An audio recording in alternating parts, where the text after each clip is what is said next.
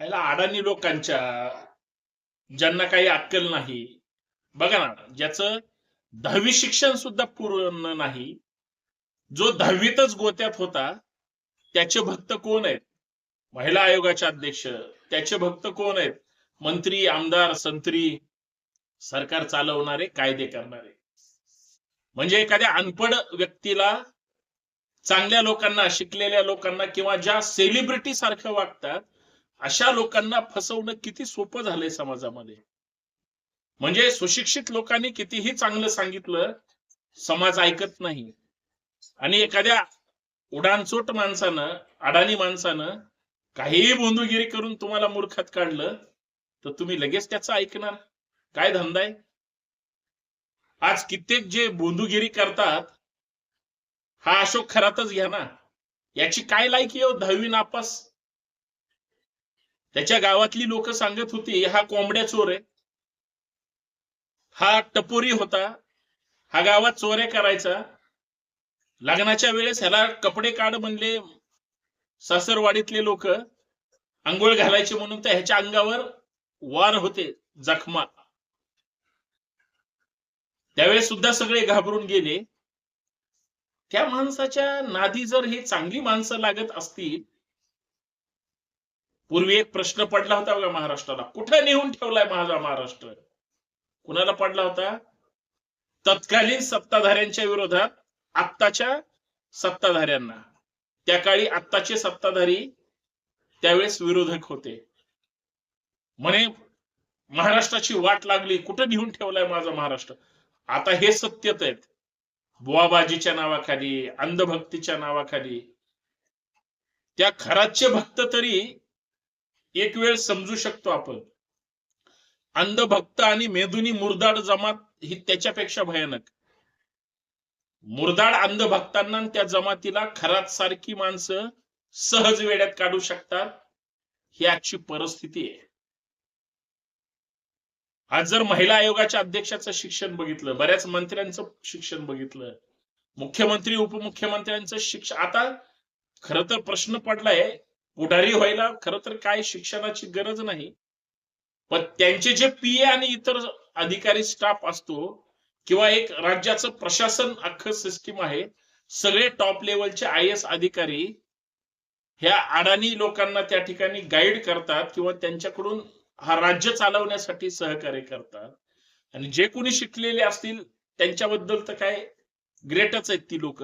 पण ही लोक सुद्धा लोकांचा लुबाडलेला पैसा, ब्लॅकनी कमवलेला पैसा, प्रशासनात सत्तेवर असताना केलेले घोटाळे, एकमेकांचे जिरवलेली प्रकरणं आणि असंख्य चांगल्या वाईट गोष्टी, ज्याची प्रॉपर्टी, उदाहरणार्थ सांगतोय, एक 10 लाख असेल, तो आज अचानक 10,000 कोटीचा मालक होतो.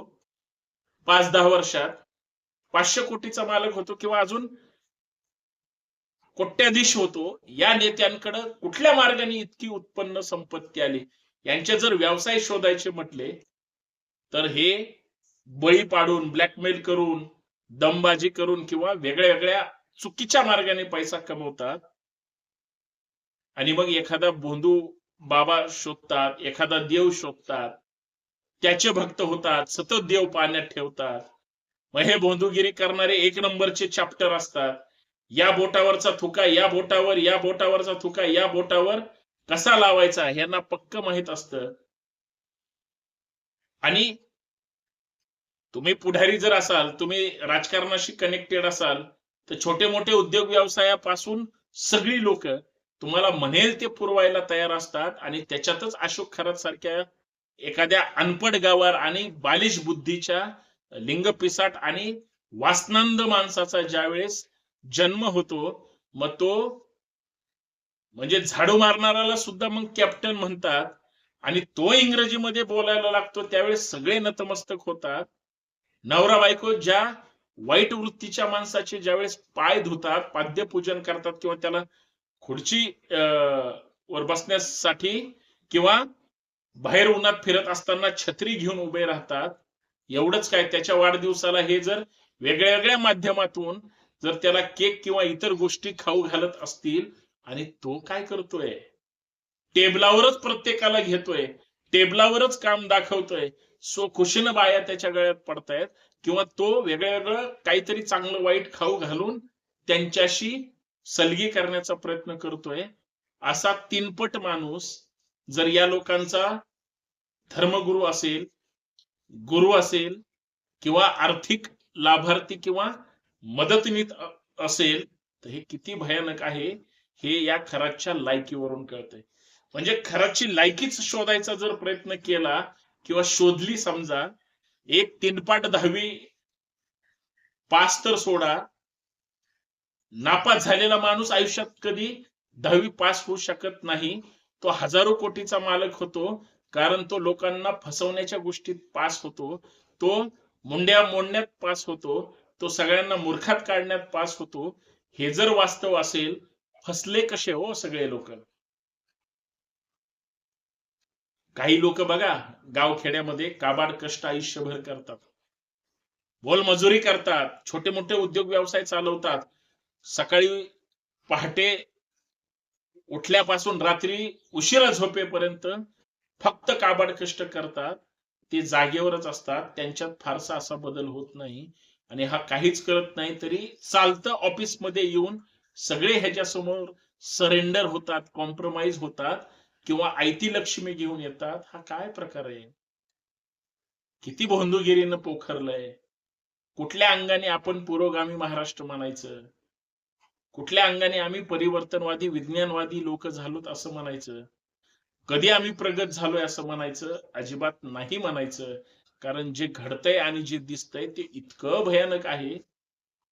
आणि शिकलेली लोक जर कुणासमोरही नतमस्तक होत असतील, माथा टेकत असतील, सरेंडर होत असतील, म्हणजे तुमची लायकी काय, तुमचं कर्तृत्व काय, आणि तुम्ही कुणासमोर वागताय हे जर शोधण्याचा किंवा तुलना करण्याचा प्रयत्न केला तर प्रचंड भयानक आहे. एवढंच मला सांगायचंय. बाबा हो, अशा लोकांच्या नादी लागू नका, फसू नका, स्वतःला गुलाम करू नका. एक गोष्ट लक्षात ठेवा, गुलामाचा आणि गुलाम करणाऱ्यांचा धर्म कधीच एक नसतो. तो फक्त शोषक असतो. तुम्हाला शोषण करून तुमच्याकडून फक्त मिळवण्यासाठी तुमचा वापर करतो. हेच फक्त लक्षात ठेवा रे, बाकी काही नाही. हा व्हिडिओ नक्कीच इतरांना पाठवा. नवीन असाल तर चॅनल सबस्क्राईब करा, बेल आयकॉन प्रेस करा, नोटिफिकेशन ऑल ठेवा.